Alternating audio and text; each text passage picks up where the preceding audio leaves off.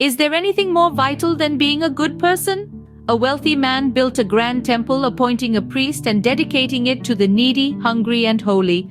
The temple, teeming with lush and fields, needed a manager. Aspirants, lured by the lucrative offer, lined up to take the role. The wealthy man rejected them all, stating, "I need a good person." His insistence stirred whispers of his foolishness and insanity. Unperturbed, he stood firm on his requirement. From his home's rooftop, the wealthy man observed the temple visitors, diligently seeking the right person. His resolve was unwavering. He was in no rush. He knew the right person would come. The temple stood tall, a beacon for all, its doors everyone.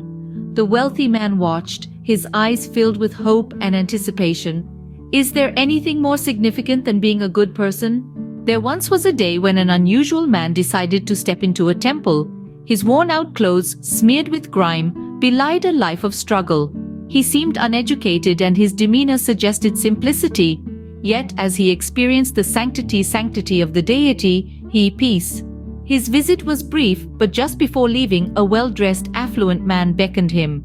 Scrutinizing him, the wealthy man asked, "Would you agree to oversee the operations of this temple?" The man responded hesitantly, "I, an ordinary man with no high-level education, how could I manage such a grand temple?" The wealthy man replied, "I am not looking for an intellectual, but rather a virtuous person."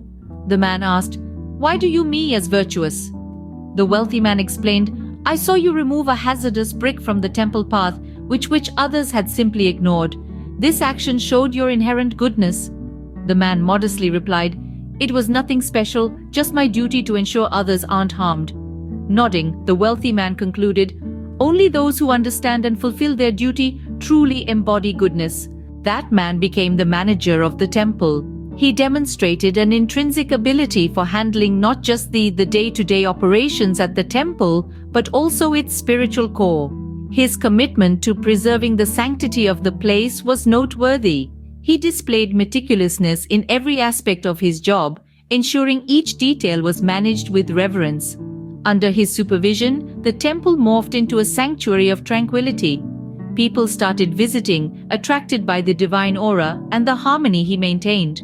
His role was not mere management, he was preserving and nurturing the temple's ancient traditions.